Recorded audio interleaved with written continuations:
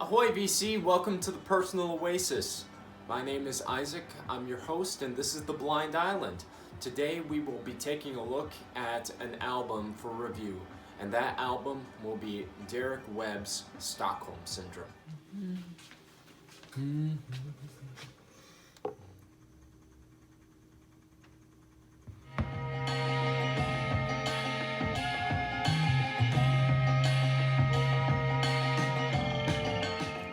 To give a little background information on this artist, Derek Webb was primarily known as the lead singer-songwriter for a group called Caveman's Call. They gained a lot of traction in the 90s for blending elements of folk and Americana into Christian rock-oriented music. And Derek Webb started to really rail against this idea of being a Christian musician when he was just a musician who happened to be a Christian. He did eventually dissolve Caveman's Call and went off on his own, making his own solo projects. It continued in the Americana folk vein. It was definitely still very much Christian and very focused on almost a Reformation style theology. But he started to push the envelope with each album, starting to definitely bring in questions that a lot of Christians didn't feel comfortable asking, bring in a lot of elements that Christians didn't feel very comfortable admitting were problems even within the church. And that kind of culminated finally in this record where he broke with his folk and Americana roots in Stockholm Syndrome. An album that's laden with electronic and glitchy folktronica elements, and one that is pushing the envelope further than he had ever pushed it before. Fast forward to today, unfortunately Derek Webb no longer identifies as a Christian. I can understand where he's coming from, but as a Christian myself, I do hope that he winds up back into the fray, because I have been where he's been. I have questioned my faith. I have hated the church and everything it stands for, but I do hope he knows that there are people out there that still love him and still love his music. So just a little background information. Now let's get into my thoughts and observations about this record.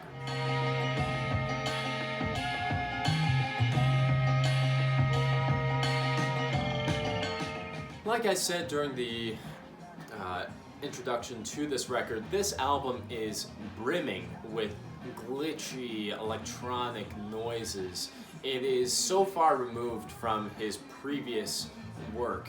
He is pushing the boundaries of his sound as well as his message. There are elements in here that even bring in hip-hop and pop music, especially in songs like Cobra Khan that have a thick bass drive to them, and even just straight up pop music like Jenna and Jimmy sounds like it could fit well right alongside a lot of the music that was coming out in the Billboard Top 200 at the time. This was actually Derek Webb's first record to actually crack the Billboard Top 200, so that makes sense. But there are also elements of great deep introspection on here. He seems to be at war with the idea of, he's told the gospel, now what does that faith look like? A lot of people talk about the gospel, but they don't really live it out. We go to church on Sundays and then we say that's enough. But then there are elements within this record where he is questioning the very ideals that Christians live their lives by, such as Freddie Please is all pointed towards the leader of the Westboro Baptist Church at the time, Fred Myers, I believe his name was, who would openly go to homosexual funerals and picket them, saying that they were going to hell, they were going to burn, and it's just an impassioned plea from, he is taking the perspective of a homosexual individual of, how can you say that you love me when you're actively hating me? How can you say that there's a God who loves me when all that you're doing is showing that you hate me? And it's definitely something that is, it puts a check in the spirit, that's for sure. And also the spirit versus the kick drum. A lot of people talk about, oh, I want the spirit, but they refuse to do the action. And the lyrics in here talk more about, I want to be doing the action rather than just talking about the metaphysical. And it's very interesting that he continues to play with these ideas all throughout the record. Jenna and Jimmy is another song where he takes the idea of these two meeting at a political rally, where Jenna is really impassioned about the ideals and wanting to make a difference in the world. Jimmy is just there to have a good time and sleep with her. And how that can relate so well to just the church in general. How many times have young men and women gone to church events looking to connect with somebody, but really secretly only hoping to get in each other's pants? And it's a very interesting idea that he keeps on pushing our ideas of what it means to have faith and then live that faith out. And then another song on here that continues that is he talks a lot about bleeding our religion and our faith with the state and government, and warning against the dangers of that. He especially brings that to the front in songs like The State and American Flag Umbrella, where he talks a lot about how these concepts and ideals may have Christian basis, but they're not in of themselves Christian. And also, how can we state that we sometimes put the American flag over Christ himself? He's not explicitly stating these things in these songs. He is implicitly implying them. And you have to make your own reading within it. Again, this is my reading and interpretation into the music. However, because of the rich atmospherics of the songs and the sounds, it continues to haunt me. Even 11 years on from when this record was released, this had an indelible imprint on me when I was in college. Even when I went through my own wandering through the wilderness and kind of turned my back on God, this was a seminal album which kind of brought me back to it. And it's one that I've had a very personal relationship with, and I believe other people of faith could have a personal relationship with as well.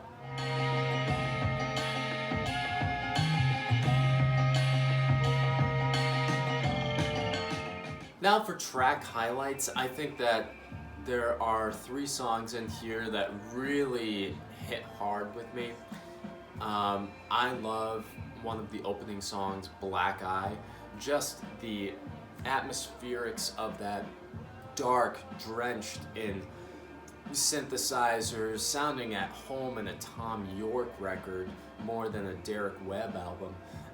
It really plays through incredibly strong, and it's very, very infectious as far as the beat. And I'm going to include the needle drop for you to get the taste of it.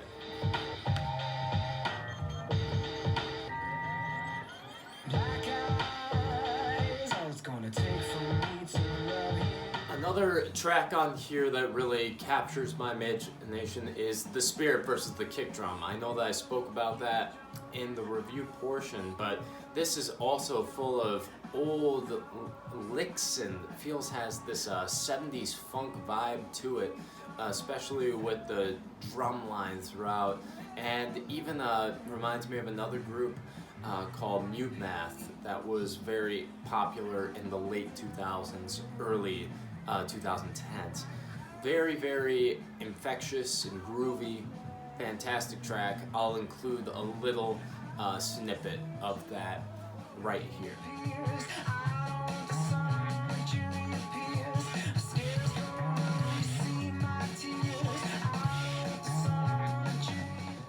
my final recommendation would be American Flag Umbrella. Just this song is almost elegiac and mournful of the state of the world, and how lying can just be so easy to each other, one another, the people that we love. But ultimately it ends on a hopeful note, stating that that the wise men tell us that if it's gonna be okay in the end. So if it's not okay, then it's not the end, which is a really, really lovely reminder, especially in days like today where it feels like the world is on fire. And I'm just going to include a little needle drop right here to give you a taste of it. I walked through Lincoln's backyard, and there's still a backseat when you ride on the bus through this town. There's color on everyone. My final thoughts on this record is that it doesn't work all the time. It is an experiment, a huge leap artistically for Derek Webb, but there are a couple tracks on here that do falter. Sometimes the experiments, again, don't necessarily coalesce, and I can tell he was really writing with an album in mind with this record.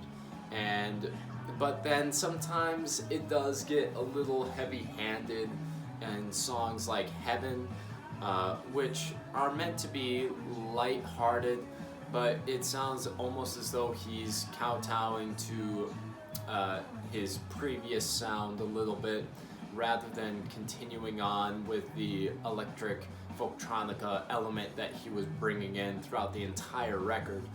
And it sticks out like a sore thumb and jars me out of the entire record. However, just because of how deep the lyrics are, how much they challenge me on a spiritual and mental basis, one song can't derail the entire record for me. And in fact, I've come to love every song on here for different reasons. And for that, I'm going to give this one a 4.5 out of 5.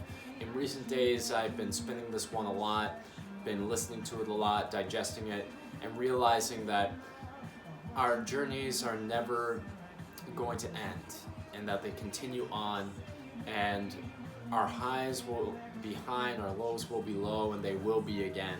But we just have to live right here in this moment.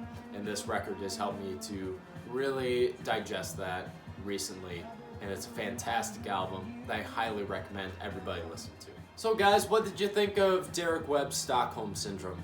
Do you love it? Do you hate it? Have you ever listened to it before? Let me know in the comments below, and I hope that you have a great day on your own personal oasis. Cheers.